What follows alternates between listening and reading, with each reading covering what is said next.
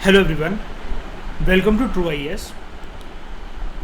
Post independence के lecture को हम लोग कंटिन्यू करते हैं और अब हमारे पास जो टॉपिक है चैलेंज ऑफ नेशन बिल्डिंग के कंटेक्स्ट में अगला चैलेंज और आई थिंक लास्ट चैलेंज जो रह गया है नेशन बिल्डिंग के कंटेक्स्ट में डिस्कस करने के लिए वो है स्टेट्स का रीऑर्गेनाइजेशन किस प्रकार से हुआ। अब ये टॉपिक है क्या, पहले इसको डिकोड करते हैं ज़रा।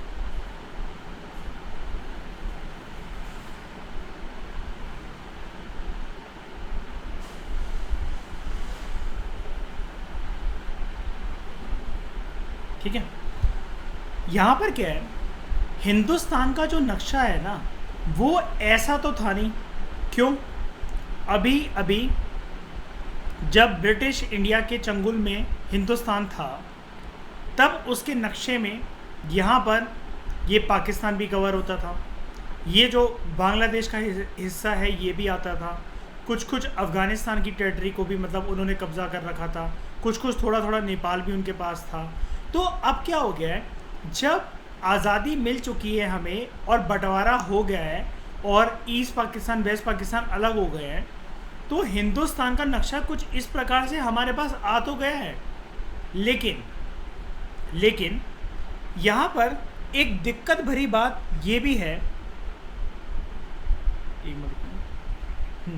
दिक्कत भरी बात एक ये भी है कि जो स्टेट्स बनेगी उनका रीऑर्गेनाइजेशन किस प्रकार से होना चाहिए। जब देश हमारा आज़ाद होता है, सबसे पहले तो एक आंकड़े मैं आपके सामने रख देता हूँ, उस टाइम पर हमारे देश में 14 स्टेट्स होती हैं और 6 केंद्र शासित प्रदेश होते हैं, यानी कि 6 यूनियन टेरिटरीज होती हैं। इसके अलावा आपने देखा बड़ी सारी प्रिंसली स्टेट्स थी, ये थी वो थी, जो कि अब इंस्ट्रूमेंट ऑफ एक्सेशन को साइन कर कंप्लीट तरीके से इंडिया में मर्ज हो गई थी। और कोई भी ऐसी स्टेट नहीं थी प्रिंसली स्टेट जो कि कंट्री बन गई और वो कंट्री ही रही हो।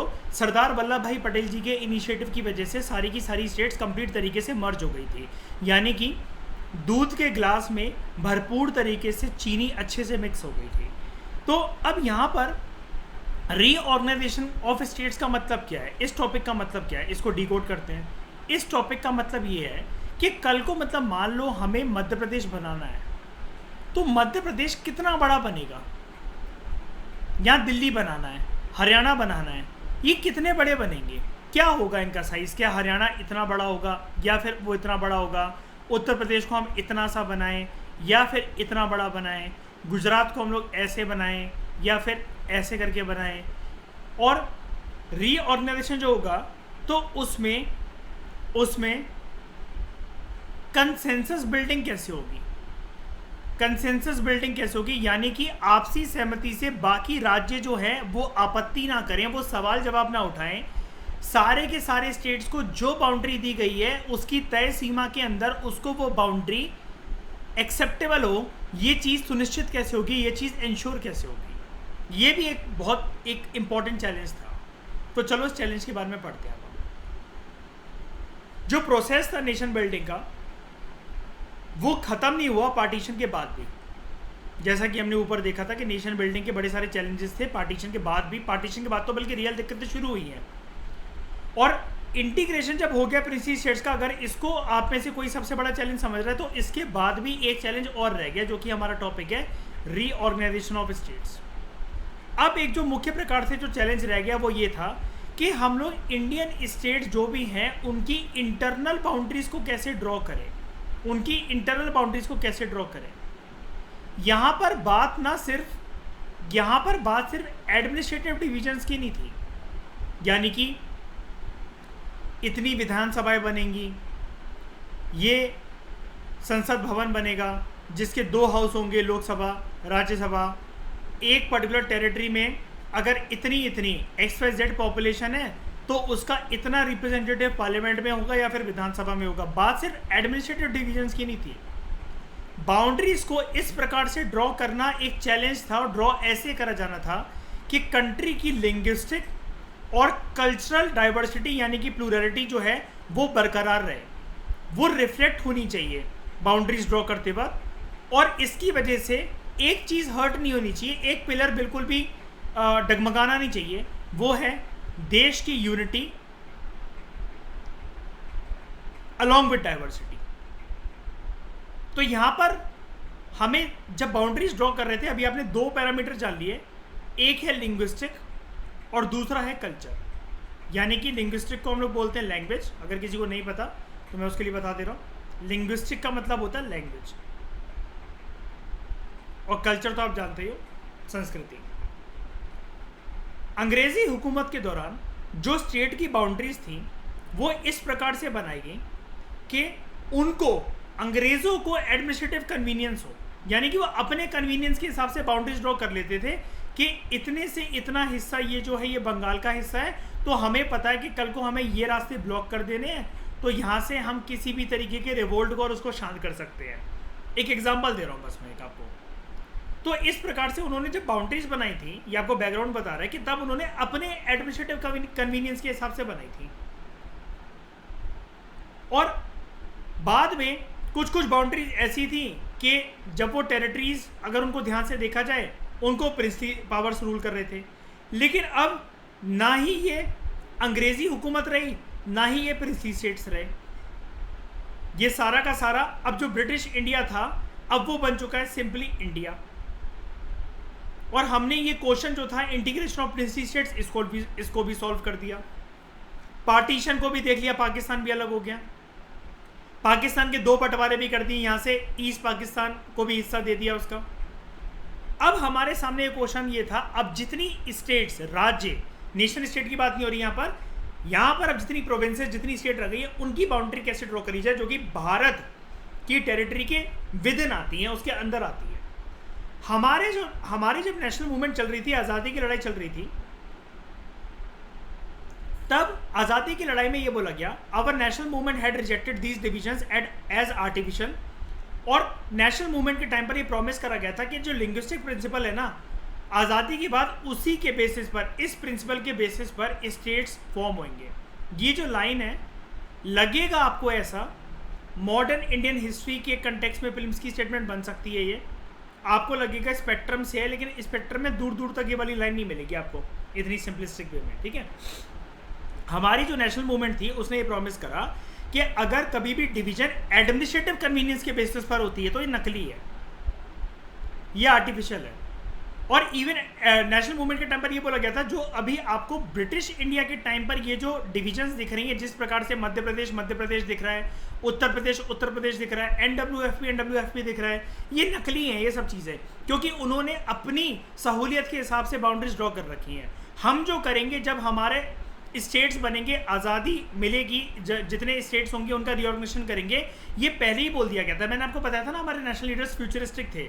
जैसे नेहरू जी ने पहले ही बोल दिया था, आज़ाद भारत में ये मैं सपने देख रहा हूँ, ये मैं विजन देख रहा हूँ, और वो उसका डॉक्यूमेंट उन्होंने पेश करा था, और वो विदाउट एनी किंतु परंतु कोई भी एक नेगेटिव वोट उसके खिलाफ पास नहीं हुआ, और फुल कंसेंसस के साथ, मेजोरिटी के साथ वो पास हो गया था। नाम था उस डॉक्यूमेंट का ऑब्जेक्टिव्स रेजोल्यूशन, जो बाद में जाकर जब संविधान बन जाता है, संविधान की प्रक्रिया कंप्लीट हो जाती है, उसके बाद वो हमें प्रीएम्बल की फॉर्म में दिखाई देता है।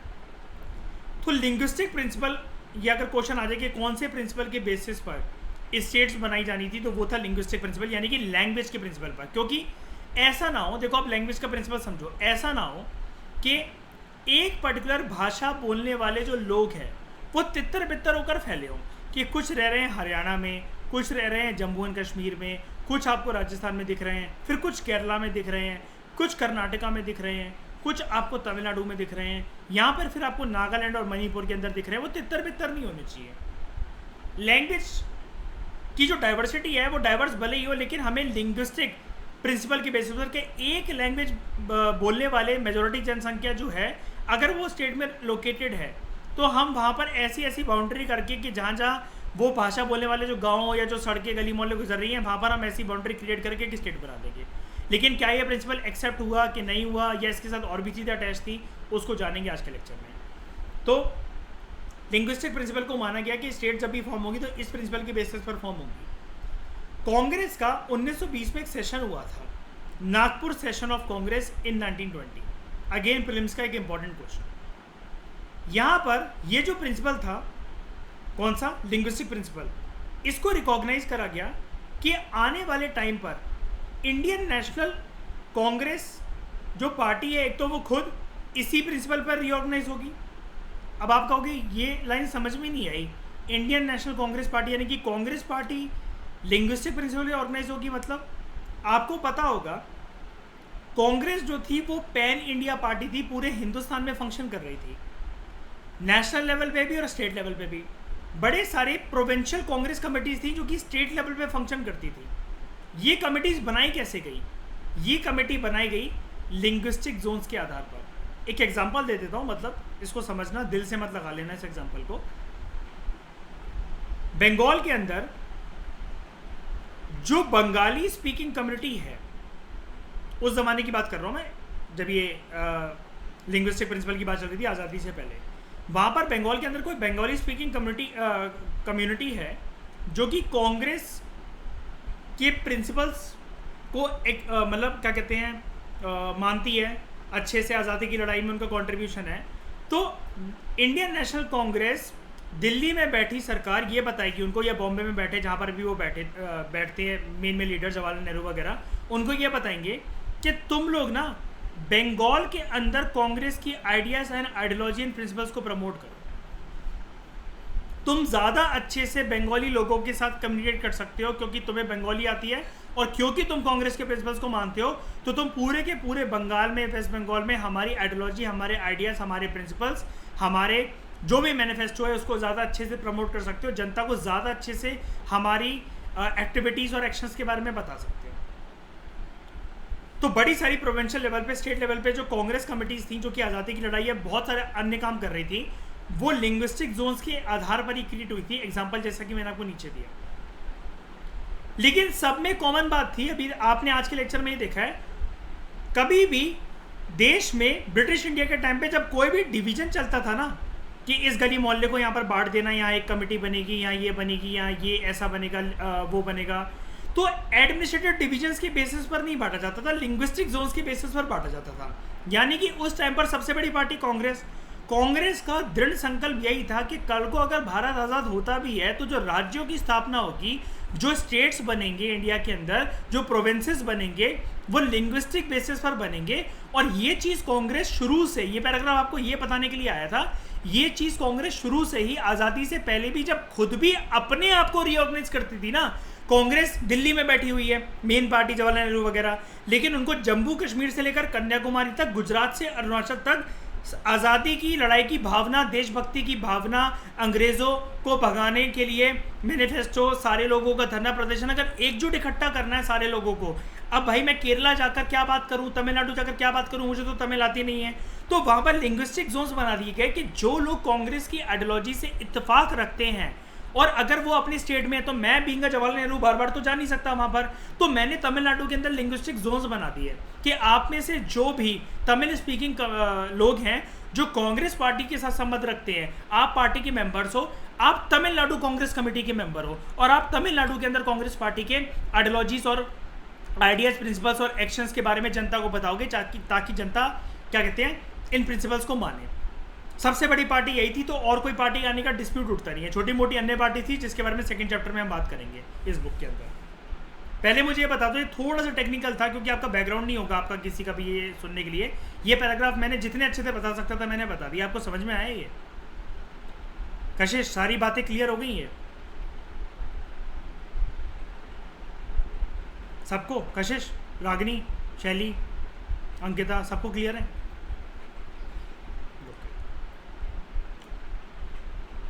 चीजें बदल गई आज़ादी के बाद और बंटवारे के बाद। कैसे बदल गई? हमारे जो लीडर थे उनको ये लगा कि अगर स्टेट बनेगी लैंग्वेज के बेसिस पर, तो उसकी वजह से उथल पुथल और बंटवारा फर्दर हो सकता है। क्यों?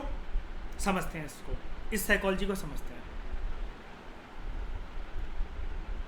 यार आप कह रहे हो language should be the principle for the creation of state, ठीक है? अब कल को मतलब जहां पर एक भाषा बोलने वाले लोग हैं ज्यादातर, तो उनकी बन के हो जाएगी एक राज्य। यानी कि कोई कन्नड़ अगर बोल रहा है तो उसके लिए एक राज्य, जहां कोई मलयालम बोल रहा है तो उसके लिए दूसरा राज्य, जहाँ कोई पंजाबी बोल रहा है तो उसके लिए तीसरा राज्य, जहाँ कोई बंगाली बोल रहा है तो उसके लिए चौथा राज्य, ऐसे कर करके बन रहे हैं। तो ये जो पॉइंट्स है ना, डिसरप्शन और डिसइंटीग्रेशन, ये दो वर्ड्स भूलना मत, लिख कर आना कि challenge of nation building, reorganization of states की टर्म्स में कौन से दो चैलेंजेस थे, डिसरप्शन और डिसइंटीग्रेशन। ये मतलब एक क्या कह सकते हैं उसको, डर था ये कि फ्यूचर में ऐसा हो सकता है।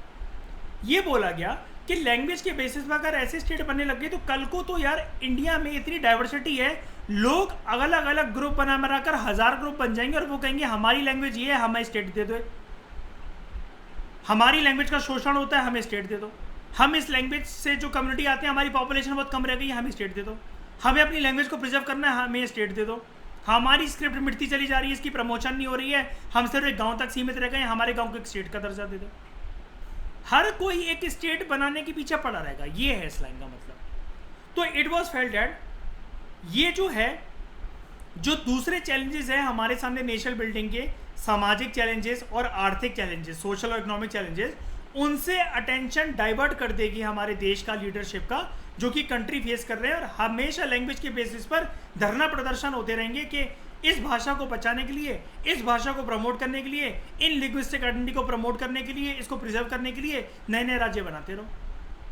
तो क्या हुआ उस टाइम पर, जब सेंट्रल लीडरशिप को यानी कि दिल्ली में बैठे कांग्रेस के नेताओं को जब ये वाली बात भनक लगी, इंटरिम गवर्नमेंट को जब ये चीज़ पता लगी, तो उन्होंने कहा कि हम थोड़े टाइम के लिए बाकी सारे चैलेंजेस ऑफ नेशन बिल्डिंग को देखते हैं, इस मैटर को पोस्टपोन कर देते हैं, क्योंकि अब आपने तो दूसरे तरफा जो आईना रखकर हमें तो असमंजस में डाल दिया, आपने तो उलझा दिया हमें।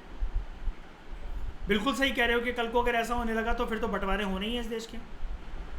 अब पोस्टपोनमेंट ये इसलिए करा गया डिसीजन, बिकॉज ये माना गया कि प्रिंसली स्टेट्स का मुद्दा अभी भी देखो डिसाइड कंप्लीट तो नहीं हुआ था, मतलब 565 जो प्रिंसली स्टेट्स थी वो अभी भी कुछ कुछ चल रही थी, कुछ प्रॉब्लमेटिक स्टेट थी, वो थी प्रॉपर तरीके से उनको मर्ज करना था। अब आप कहोगे ये हो तो गया है, ऊपर वाले जब हमने कल की क्लास करी थी बिल्कुल हो गया है। यहाँ पर प्रिंसली स्टेट्स का जो फ्यूचर है अभी भी डिसाइड नहीं हुआ। ये पता है इसकी बात क्या है, याद है मैंने कल की क्लास में एक बात बताई थी कि सारे प्रिंसली स्टेट्स अपने हिसाब से कुछ ना कुछ डिमांड रखते थे, यूनिक डिमांड, है ना, किसी को कुछ चाहिए, किसी को कुछ चाहिए, किसी को कुछ चाहिए। इन सब की डिमांड्स को टेबल कुर्सी पे बैठकर सरदार वल्लभ भाई पटेल और उनके नेताओं के साथ बैठकर सॉल्व करा जा रहा था अभी भी। और दूसरा क्या था, लोग अभी भी ना बहुत ज़्यादा साइकोलॉजिकल बीमार थे। क्यों? बंटवारे की जो अभी भी याददाश्त थी वो लोगों के दिमाग में फ्रेश थी, वो धुंधली नहीं हुई थी, वो मिटी नहीं थी। लोगों ने अपनी बहू बेटियों का रेप होते हुए, शोषण होते हुए, अपनी खानदानी प्रॉपर्टी जो जहाँ पर वो रहते थे पाकिस्तान में या फिर इंडिया में, इसको छोड़ छोड़ के जब जाना पड़ा, ट्रेनों से आती हुई कटी हुई लाशें जब उन्होंने अपनी आंखों से देखी, अपने रिश्तेदारों की, अपने माँ बाप की, अपने भाई बहन की, तो अभी भी उनकी रूह कांप रही थी। और इन सारे कंटेक्स्ट में ये नया चैलेंज था कि स्टेट्स को ड्रॉ कैसे करना है। तो फिर अब मेजर चैलेंज ये भी था।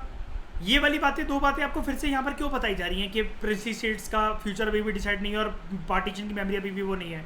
लोगों को यही नहीं पता ना कि कल को अगर लिंग्विस्टिक राज्य बनेगा तो अभी तो हम हिंदुस्तान में, मान लो मैं पाकिस्तान से आज आया हूँ, मैं अभी तक लाहौर में रहता था, मैं कहाँ जाऊँ इस देश में, कहाँ जाऊँ मैं अभी तो टेंट में रह रहा हूँ। मुझे तो ये भी नहीं पता मैं अभी मध्य प्रदेश के अंदर बैठा हूँ कि दिल्ली के अंदर बैठा हूँ कि हरियाणा के अंदर बैठा हूँ या फिर मैं केरला में बैठा हूँ, मुझे तो कुछ भी नहीं पता। मैं सीधा साधा व्यक्ति, मैंने ना कभी पढ़ाई करी, ना कभी कुछ जानता हूँ, ना कभी अखबार पढ़ना जानता हूँ, रेडियो को सुनता हूँ मैं आज तक, घर में कभी कोई टीवी नहीं, कोई कुछ नहीं, ये नहीं वो नहीं। ऐसे लोग थे उस टाइम पर। अब लैंग्वेज के बेसिस पर बाउंड्री तो तब ड्रॉ होंगी ना जब एक जगह उस भाषा बोलने वाले जब लोग रह रहे हों। अभी भी लोग इधर से उधर तितर बितर हो रहे हैं, डिस्प्लेस हो रहे हैं with in the country also, और पाकिस्तान से भी आना जाना थोड़ा बहुत लगा हुआ है। पूरा का पूरा प्रोसेस ना टाइम कंज्यूमिंग था। तभी तो वो याद है बेरूबरी यूनियन केस जो आया था, जब पाकिस्तान से हमने कुछ कुछ एनक्लेव्स एक्सचेंज करी थी, जैसे हमने 100th अमेंडमेंट एक्ट से बांग्लादेश में करी थी। ये तभी तो चल रहा था ये वाला इशू कि कुछ कुछ हवेलियाँ, कुछ कुछ गाँव वगैरह हिंदुस्तान और पाकिस्तान ने फिर से एक्सचेंज करे थे पूरा पार्टीशन कंप्लीट होने के बावजूद भी। क्योंकि होता है ना जब आपको जैसे कहीं ट्रिप लगानी है, अब एकदम से पापा का फ़ोन आ गया आपके कि आज रात को हम लोग मनाली के लिए निकल रहे हैं। अब आप जल्दी जल्दी में अपने सूट, साड़ियाँ, कपड़े, लोअर वगैरह पैक करने लगे हो, रास्ते में चलोगे पक्का कुछ ना कुछ ऐसा हो गया, मैं अपना ब्रश भूल गया, मैं ये भूल गया, मैं फ़ोन का चार्जर भूल गया, हम ये नहीं लाए, वो नहीं लाए। तो यही चीज़ थी पार्टीशन के टाइम पर, जल्दी जल्दी भागना पड़ा तो कुछ ना कुछ भूल गए। बाद में जब कंट्री बेसिस पर दोनों भूल गए तो उन्होंने कुछ एनक्लेव्स एक्सचेंज करे थे कि बात प्रॉपर तरीके से अब जाकर बनेगी। आगे बात करते हैं, नेक्स्ट फेज के बारे में सुनते हैं।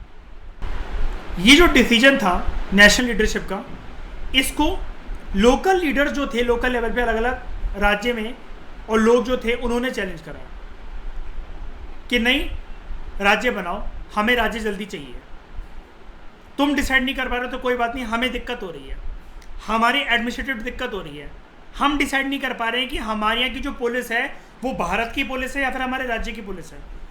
कोई भी घटनाक्रम जब हो रहा है तो एडमिनिस्ट्रेटिव मशीनरी के कान बहरे हो जा रहे हैं। हम इस देश में अपने आप को ऐसा महसूस कर रहे हैं कि जैसे हमारा शोषण हो रहा है डेली बेसिस पर। तो कुछ जो लोग थे, जो एक्टिविस्ट थे, जो चाहते थे कि स्टेट्स जल्दी से बने और हम भी डिसाइड करें कि हमें कहाँ रहना है, तो लोग ये धरना प्रदर्शन करने सामने आए। ऐसे ही एक कहानी सामने आती है तेलुगु स्पीकिंग एरियाज की, जो कि पुराने मद्रास प्रोविंस, मद्रास यानी कि आज के टाइम का तमिलनाडु, उससे अलग होना चाहते थे। यहाँ पर प्रोटेस्ट चल रहे थे कि मद्रास के अंदर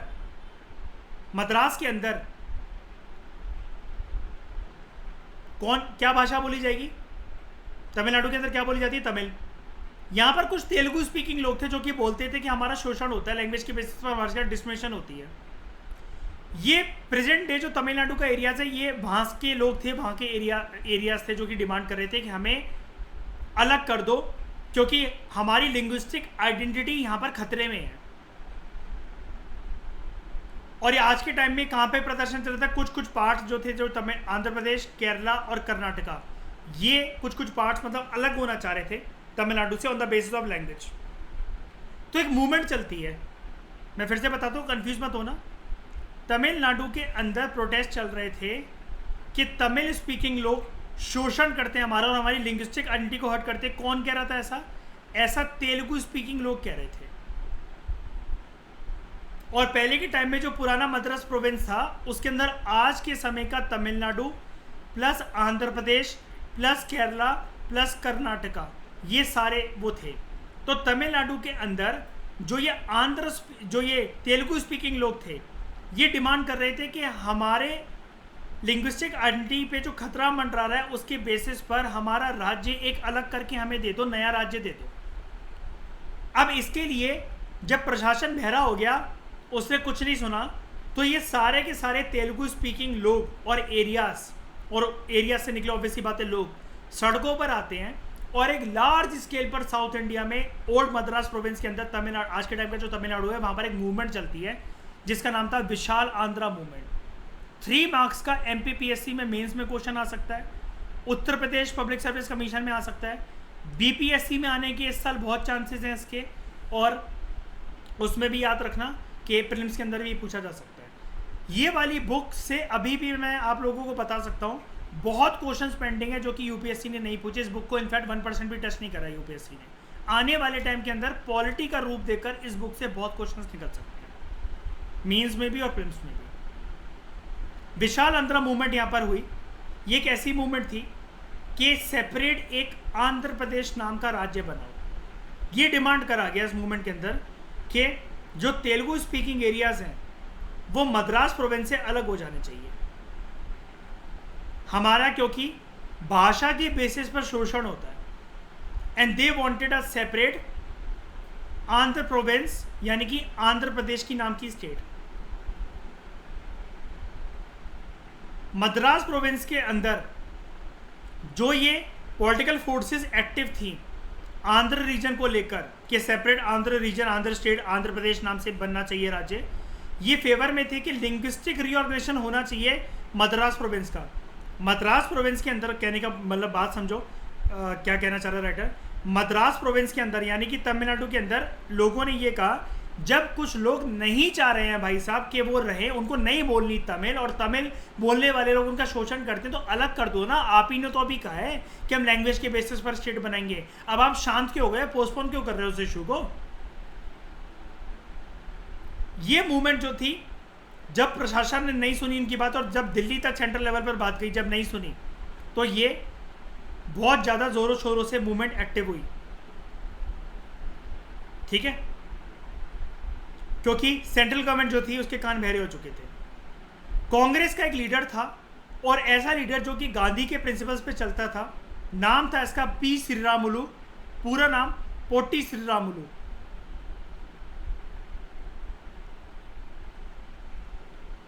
साउथ इंडिया से बिलोंग करता है, तो नाम है इसका ऐसा। लेकिन सोच के देखो मयूर एक बात को, इसकी मम्मी बुलाती कैसे होगी इसको, बेटा पोटी इधर आ, खाना खा ले।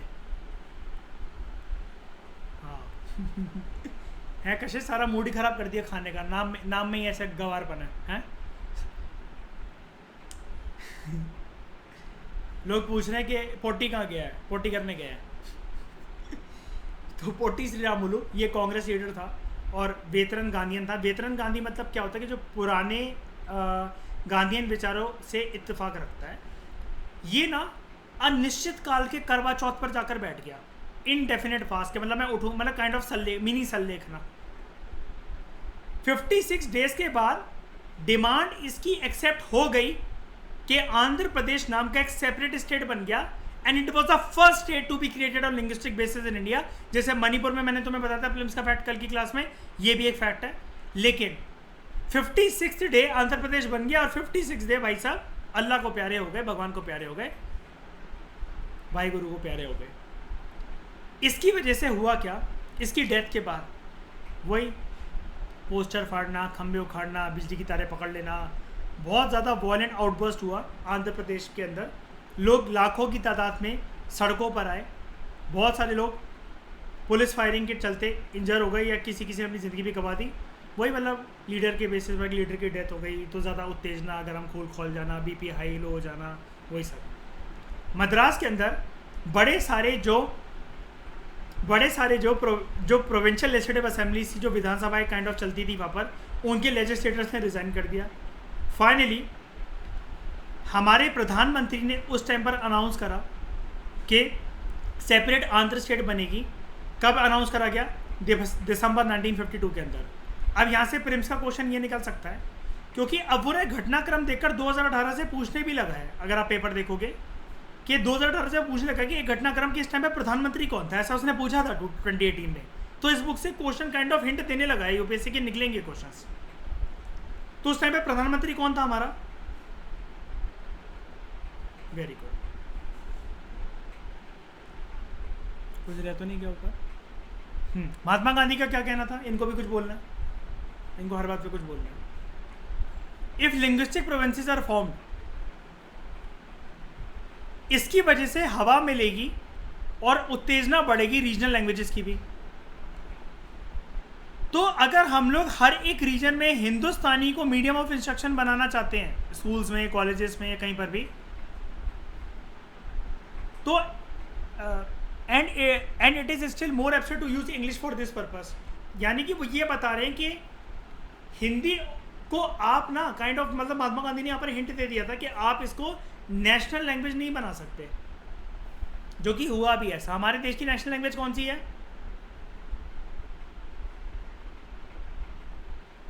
कोई नहीं है। हमारा देश हर चीज़ में यूनिक है भाई साहब। जो चीज़ होनी नहीं है, जो चीज़ होनी चाहिए वो होती नहीं है, जो चीज़ नहीं होनी चाहिए वो भर भर के होती हैं, जो लोग नहीं होने चाहिए वो भर भर के डले हुए हैं, जो होने चाहिए वो मिलते नहीं हैं। कुछ कुछ राज्य ऐसे सेंट्रल इंडिया के, मध्य प्रदेश जैसे, हार्ट ऑफ इंडिया माना जाता है। हरामखोर वहाँ पर बंदियों के अंदर दिल नहीं है, गद्दार, मतलब गद्दारियों की जीती जाती मूर्त। जैसे ही वो पैदा होते हैं उनका बाप उनको ये सिखाता है, ओ तेरे को गद्दारी करनी है किसी के साथ जल्दी, तब जाकर तू मेरी बेटी बनेगी। तो एक बात आप लोग इससे क्या सीखें, इस पूरे पेज की कंक्लूजन ये है कि ये क्वेश्चन आ सकता है, which was the first state to be created on linguistic basis in India? जब स्टेट रीऑर्गेनाइजेशन हुआ तो उसका आंसर है आंध्र प्रदेश। अच्छा, अब मुझे ये बताओ, अगर ये क्वेश्चन आए, विच वॉज द स्टेट जहां पर कॉन्स्टिट्यूएंट असेंबली आ गई थी कॉन्स्टिट्यूशन बनने से पहले ही? Very good, state legislative assembly, sorry constituent assembly नहीं, सॉरी स्टेट लेजिस्लेटिव असेंबली, हाँ ठीक है। उधर का रूलर कौन था? मोटू का क्या नाम था? नहीं, महाराजा बोधचंद्र सिंह, बोधचंद्र सिंह है ना, बोधचंद्र सिंह। जूनागढ़ में क्या हुआ था प्लेबिसाइड के referendum? Very good very good, ठीक है। ऐसे इस तरीके के क्वेश्चन आप रेडी हो जाओ तो आपके लिए ठीक रहेगा, ठीक है। ये देखो, India after reorganization administrative map of 1961, ठीक है। जब रीऑर्गेनाइजेशन हो गया, अभी मैं पढ़ाऊंगा रीऑर्गेनाइजेशन के बारे में, चलो मैं पहले पढ़ा देता हूँ क्योंकि आपको समझ में नहीं आएगा कि ये 1961 क्यों लिखा हुआ है यहाँ पर। पहले हम पढ़ लेते हैं इसको। ये क्या है? ये बेचारे नेहरू जी हैं, शक्ल देखो इनकी। यहाँ पर ये सब क्या है? लिंग्विस्टिक रीऑर्गेनाइजेशन की मूवमेंट्स, विशाल आंध्र मूवमेंट, महागुजरात मूवमेंट, संयुक्त कर्नाटका मूवमेंट और बृहन महाराष्ट्र मूवमेंट, ये इन सब से घिर गए। और एक्सपर्ट का ये कहना था कि अभी तो लाइन में और भी हैं, अभी तो लाइन में और भी हैं। लिंग्विस्टिक बेसिस पर अगर स्टेट बनाओगे तो ये चीज़ें तो भुगतनी पड़ेंगी। तो ये कार्टून है, स्ट्रगल फॉर सर्वाइवल। सर्वाइवल किसका? देश का। कि लिंग्विस्टिक स्टेट जो बनती चली जाएंगी तो उससे सर्वाइवल क्या सुनिश्चित हो सकता है कि नहीं हो सकता, ये चीज़ है। पोटी श्रीरामुलु के बारे में हम लोग कुछ बातें जान लेते हैं। ये गांधीयन वर्कर थे, गवर्नमेंट जॉब इन्होंने छोड़ दी थी सॉल्ट सत्याग्रह में पार्टिसिपेट करने के लिए। इंडिविजुअल सत्याग्रह में भी इन्होंने पार्टिसिपेट करा था। 1946 के अंदर इन्होंने व्रत रखा था ये डिमांड करने के लिए कि मद्रास प्रोविंस के अंदर जो टेम्पल्स हैं वो दलित के लिए ओपन हो जाने चाहिए। उन्होंने फिर एक अखंड करवा चौथ रखा 19 अक्टूबर 1952 को, ये डिमांड करने के लिए कि सेपरेट आर्मी स्टेट क्रिएट होनी चाहिए, और मर गए 15 दिसंबर 1952 को ड्यूरिंग द फास्ट, 56 डेज का जो फास्ट था। अच्छा, अब ये चीज़ें ना इस बुक में बहुत इंपॉर्टेंट है, समक्ष आप भी सुनो और बाकी लोग भी सुनो, कशिश आप भी। ये जो साइड में कॉलम्स होते हैं ना कशिश, इससे क्या करते हैं बड़े सारे एग्जाम्स कि ये आपको ये बोल देते हैं कंसिडर द फॉलोइंग स्टेटमेंट्स। किस लीडर के बारे में बात हो रही है यहाँ पर कि वो गांधीयन वो था, वर्कर था, गवर्नमेंट जॉब से उसने क्विट कर दिया था, उसने डिमांड करी थी कि मद्रास के प्रोविंस के अंदर जो टेम्पल्स हैं वो दलित के लिए ओपन होने चाहिए, और उसने फास्ट अनटू डेथ रखा था 1946 के अंदर, आइडेंटिफाई द लीडर। तो वो आपको 3-4 इस बुक में से या अलग अलग मॉडर्न इंडियन हिस्ट्री में से करेक्ट कर करके नाम दे देंगे। ये कॉलम इस बुक में जितने भी उससे वो इंपॉर्टेंट है। और सेकेंड चैप्टर के अंदर जो मैं आपको कॉलम दिखाऊंगा कम्युनिस्ट पार्टी ऑफ इंडिया का, उससे जो उसको 16 सीटें मिली थी, उससे 2018 में पूरा का पूरा एक क्वेश्चन आया था, सारी स्टेटमेंट उससे बनकर आई थी, आराम से एलिमिनेट कर 2 मार्क्स लिए जा सकते थे। तो जो आंध्र स्टेट का जो फॉर्मेशन हुआ उसकी वजह से दूसरे राज्यों की भी स्ट्रगल जो उभर कर आने लगी कि लैंग्वेज के बेसिस पर कंट्री के दूसरे पार्ट भी डिमांड करने लग गए कि स्टेट्स बनने चाहिए। ये स्ट्रगल्स की वजह से सेंट्रल गवर्नमेंट जो थी मजबूरन उसको एक कमीशन का गठन करना पड़ा साल 1953 के अंदर। क्या बोलते हैं हिंदी में 1953 को? 1953। अच्छा, 1953 के अंदर स्टेट रीऑर्गेनाइजेशन कमीशन बनी, SRC। ये याद रखना, मेंस का क्वेश्चन है, बहुत सारी जगह पर पेंडिंग है। GS पेपर 1 के अंदर भी जितनी अच्छी तरीके से पूछा जा सकता है उतना पेपर 2 के अंदर भी पूछा जा सकता है और PSIR के अंदर भी पूछा जा सकता है। ये याद रखना, कॉमन है क्योंकि ये society plus polity plus PSIR। ये क्वेश्चन देखने के लिए कि स्टेट की जो बाउंड्रीज हैं वो रीड्रॉ कैसे होनी चाहिए। रीड्रॉ का मतलब समझ गए ना, जहाँ से आज की क्लास स्टार्ट करी थी मैंने। ये इंडिया का मैप ऐसा था, विद इन इसके स्टेट्स का साइज और वगैरह वो कितना होना चाहिए, क्योंकि ब्रिटिश इंडिया कुछ और छोड़कर गए थे हमारे सामने। अब हमें इंडिया को रीड्रॉ करना है बाउंड्रीज को, और बाउंड्रीज मतलब यहाँ पर क्या, प्रोविंसेस यानी कि स्टेट्स। तो जो कमीशन थी उसने एक रिपोर्ट प्रस्तुत करी अपनी सेंट्रल गवर्नमेंट के सामने, और उस रिपोर्ट में ये मान लिया गया कि बाउंड्रीज जो होंगी स्टेट की वो इस प्रकार से होनी चाहिए कि वो रिफ्लेक्ट करें डिफरेंट लैंग्वेजेस को। यानी कि इस कमीशन ने, आयोग ने यही माना अपनी रिपोर्ट में, लिंग्विस्टिक बेसिस पर स्टेट्स का क्रिएशन होना चाहिए on the basis of language. तो इसकी रिपोर्ट की बेसिस पर, स्टेट रिऑर्गेनाइजेशन कमीशन की रिपोर्ट की बेसिस पर 1953 में, वेरी इंपॉर्टेंट ईयर है, आपको याद रखना पड़ेगा, इसमें आप बिल्कुल भी भूल चूक नहीं कर सकते। इसके ठीक 3 साल बाद हमारे देश में एक एक्ट आता है, स्टेट रीऑर्गेनाइजेशन एक्ट, SRA, 1956 के अंदर इसको पास करा जाता है। इस एक्ट के तहत पूरे के पूरे भारत को जो दिशा और दशा दी गई, उसका रूप निकल कर आता है कि हमारे सामने सारे के सारे स्टेट्स और पूरी की पूरी कश्मीर से कन्याकुमारी, गुजरात से अरुणाचल, अंडमान निकोबार और लक्षद्वीप को रीऑर्गेनाइज करते हुए 14 स्टेट्स और 6 यूनियन टेरिटरी हमारे सामने होती है, 14 राज्य और 6 केंद्र शासित प्रदेश। ये था पूरी की पूरी कहानी। ये देखो क्या है, कार्टून्स हमेशा समक्ष बुक में से, PDF में से देखा करो, क्योंकि प्रिंटेड बुक में कभी कभार समझ में नहीं आएंगे। ये देखो SRC लिखा हुआ है यहाँ पर, अगर आप ध्यान से देखो, स्टेट रिऑर्गेनाइजेशन कमीशन।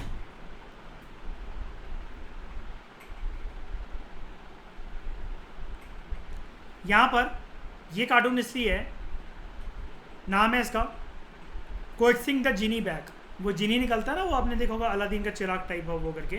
तो यहाँ पर जिनी है लिंग्विज्म का, लैंग्वेज के बेसिस पर। इसको बोला जा रहा है वापस जाओ, क्योंकि अब एक्ट वैक्ट सब कुछ आ गया, अब तुम्हारी ज़रूरत नहीं है।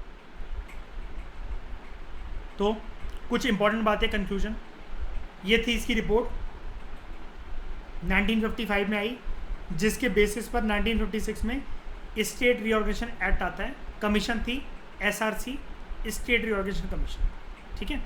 अब देखो, one of the most important concerns उस समय में, उस ज़माने में ये हुआ करते थे कि डिमांड चल रही थी फॉर सेपरेट स्टेट्स। अगर ये डिमांड को मंजूर कर लिया जाए तो इसकी वजह से हमारे देश की यूनिटी जो है वो खतरे में आ जाएगी। ये माना गया लिंग्विस्टिक स्टेट्स अगर बनेंगी लैंग्वेज के बेसिस पर, तो ये बढ़ावा देंगी सेपरेटिज्म को, और ये प्रेशर बनाएंगी जो अभी हमारा देश आज़ाद हुआ है उसकी यूनिटी और इंटीग्रिटी में। बट हमारी जो लीडरशिप थी, मतलब देश को जो संभाल रहे थे पॉलिटिकल लीडर्स, जनता के प्रेशर के चलते और वेरियस राज्यों का जैसा प्रेशर था, जैसे विशाल आंध्र मूवमेंट का जो प्रेशर था, फाइनली उन्होंने ये क्या कहते हैं डिसीजन लिया कि लिंग्विस्टिक स्टेट्स के फेवर में हमें करना क्या चाहिए। ऐसा माना जा रहा था, इट वॉज होप डैट अगर हम लोग रीजनल और लिंग्विस्टिक क्लेम को मान लें सभी रीजन के कि हमारी रीजनल आइडेंटिटी और लिंग्विस्टिक आइडेंटिटी के बेसिस पर राज्य बनने चाहिए, तो जो थ्रेट है डिवीजन का और सेपरेटिज्म का वो रिड्यूस हो जाएगा। क्योंकि सभी लोग ये अगर बोल रहे हैं कि लैंग्वेज के बेसिस पर बननी चाहिए स्टेट्स, तो बना दो। अब लेकिन इसके साथ चुनौती और क्या थी कि रीजनल डिमांड्स को भी हमें अकोमोडेट करना था और लिंग्विस्टिक स्टेट्स को भी बनाना था। लेकिन इस स्टेप को ज़्यादा डेमोक्रेटिक समझा गया, क्योंकि ये देखा गया इस डिमांड को टालने से क्या फ़ायदा, जब सब लोग कह ही रहे हैं कि एक लैंग्वेज के बेसिस पर एक स्टेट होनी चाहिए, तो लिंग्विस्टिक आइडेंटिटी और रीजनल डिमांड्स उनकी जब प्रिजर्व रहेंगी एक जगह पर, तो वहाँ पर बंटवारा नहीं होगा, लोगों के बीच में भड़प नहीं होगी। एक लैंग्वेज बोलने वाला दूसरे लैंग्वेज बोलने वाले व्यक्ति के साथ ज़्यादा कंफर्टेबल फील करता है। मैं अगर कहीं किसी कंट्री में फंस गया हूँ जहाँ पर कोई भाषा मुझे समझ में नहीं आ रही, वहाँ पर मुझे कोई हिंदुस्तानी मिल जाए, तो मैं कम से कम कंफर्टेबल तो फील करूँगा ना कि मैं अपनी बात वहाँ तक रख पा रहा हूँ, उसको ज़्यादा पता है, वो मुझसे कनेक्ट कर पा रहा है।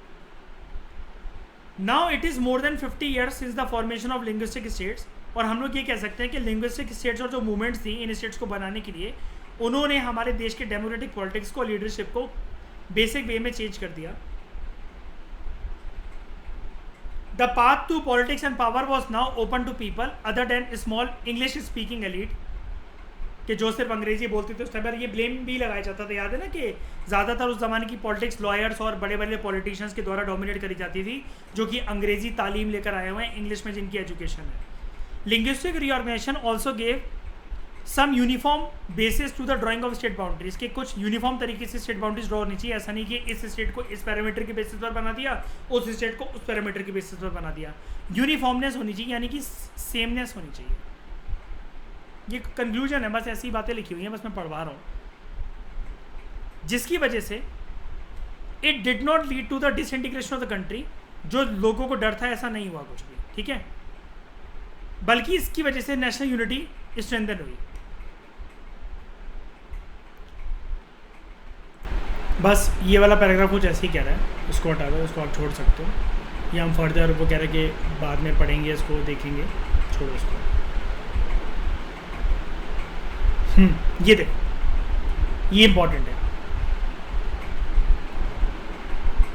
जो ये लिंग्विस्टिक प्रिंसिपल एक्सेप्ट करा गया स्टेट को क्रिएट करने का, it did not mean however कि सारी की सारी स्टेट्स इमीडिएटली लिंग्विस्टिक स्टेट्स बन गई। यानी कि लैंग्वेज के बेसिस पर क्रिएट करने के बाद भी ऐसा नहीं था कि भैया लैंग्वेज के बेसिस पर एक स्टेट बना दी है, अब उसमें सिर्फ एक ही भाषा बोलने वाले लोग रह रहे हैं।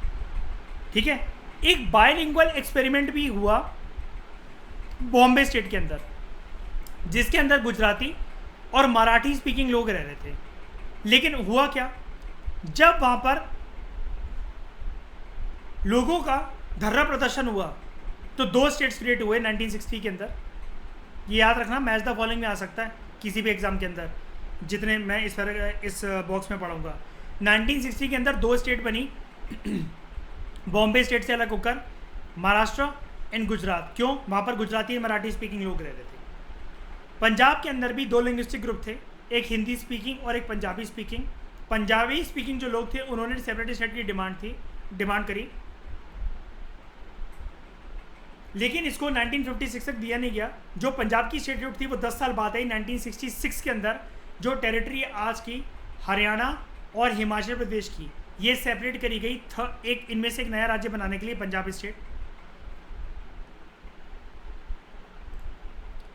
अनदर मेजर रीऑर्गेनाइजेशन जो हुई स्टेट्स की वो नॉर्थ ईस्ट में होती है 1972 में। मेघालय असम से निकला, असम से पहले कई सारे नॉर्थ ईस्ट स्टेट के राज्य निकले 1972 में। मणिपुर और त्रिपुरा सेपरेट स्टेट बने अगेन, और जो स्टेट थे मिजोरम और अरुणाचल प्रदेश के, ये 1987 में आते हैं। नागालैंड 1963 में आया। लेकिन एक बात याद रखना, क्या बता रहा है बॉक्स आपको, ऐसा मत समझ बैठना कि लैंग्वेज ही सिर्फ एक सोल इकलौता बेसिस था स्टेट्स को रीऑर्गेनाइजेशन करने का। बाद के टाइम में जब आने वाले साल हुए, जैसे जब आंध्र प्रदेश में विशाल आंध्रा मूवमेंट हो गई, पोटी श्रीरामुलु जब करवा चौथ पे बैठ गए, स्टेट्स बन गई। आप ही ऊपर देख रहे हो इतनी सारी स्टेट बन गई। जो सब रीजन्स थे ना, वो भी कल को डिमांड करना स्टार्ट हो गए थे कि सेपरेट स्टेट बनाओ कल्चर के बेसिस पर। और यहाँ पर हमारे राज्यों में, हमारे रीजन में रीजनल इम्बैलेंस है। यानी कि अगर पूरे के पूरे मध्य प्रदेश के अंदर फॉर एग्जांपल डेवलपमेंट आ रही है, तो उस डेवलपमेंट का जो फल है, एक एग्जांपल बता रहा हूँ सिर्फ मैं, हो सकता है उज्जैन ये कहे कि हमें नहीं मिल रहा है जितना इंदौर को मिल रहा है। इंदौर को जो क्लीनेस्ट सिटी बनाया गया है, उतना भोपाल ब्लेम कर सकता है कि हमारे ऊपर इतना ध्यान नहीं दिया गया। तो इसके चलते विदाउट कंसिडरिंग द लैंग्वेज, 3 ऐसी स्टेट्स बनी जो कि रीजनल कल्चर और रीजनल इम्बैलेंस के मुद्दे पर बनी, छत्तीसगढ़, उत्तराखंड और झारखंड, साल 2000 में। तेलंगाना जैसा कि आप जानते हो वो लेटेस्ट स्टेट है, 2 जून 2014 को क्रिएट हुई थी। जो स्टोरी है रीऑर्गेनाइजेशन की अभी भी खत्म नहीं हुई है। बड़े सारे रीजन हैं हमारे देश में जो कि आज भी डिमांड कर रहे हैं कि छोटी छोटी स्टेट बनाओ। जैसे महाराष्ट्र के अंदर विदर्भ रीजन डिमांड कर रहा है कि सेपरेट स्टेट बनाओ में। उत्तर प्रदेश का वेस्टर्न हिस्सा अलग होना चाहता है हरित प्रदेश नाम से। और ऐसे ही आपने ये भी सुना होगा बुंदेलखंड रीजन की भी डिमांड चलती रहती है एमपी यूपी के पास। और जो नॉर्दर्न रीजन है वेस्ट बंगाल का, वो भी डिमांड कर रहा है कि सेपरेट स्टेट बने। तो ये आज भी चल रही है डिमांडें, ठीक है। एक बात मुझे आपको ये बतानी थी, कहाँ गया वो, ये आपको अभी इसमें आपको देखो 1961 का ये मैप है, जब स्टेट रीऑर्गेनाइजेशन हो गया पूरा का पूरा।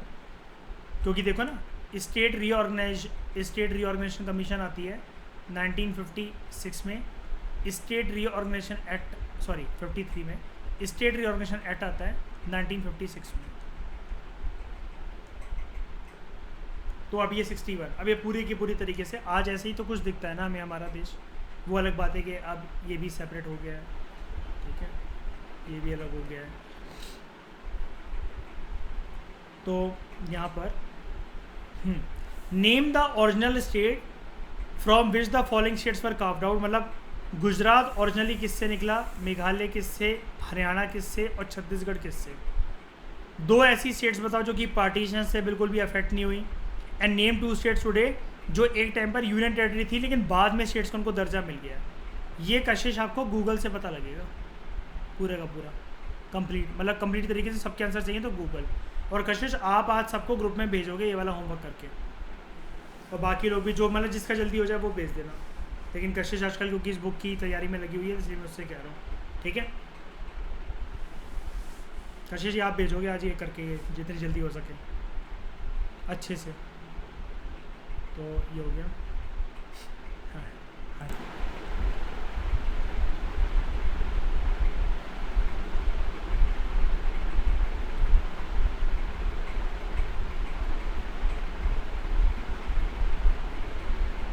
जिसमें तुम यहाँ पर भी आ गए।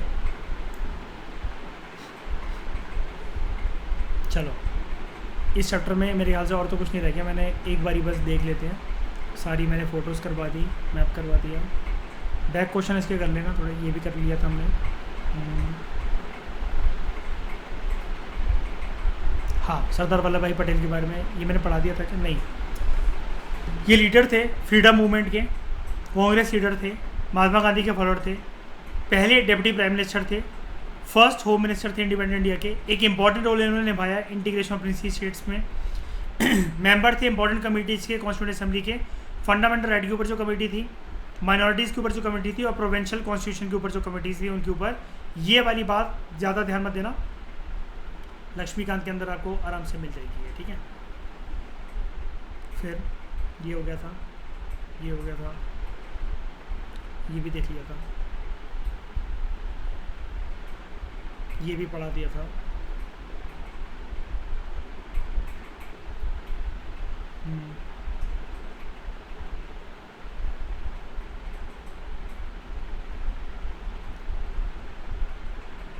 ठीक है, ये भी हो गया।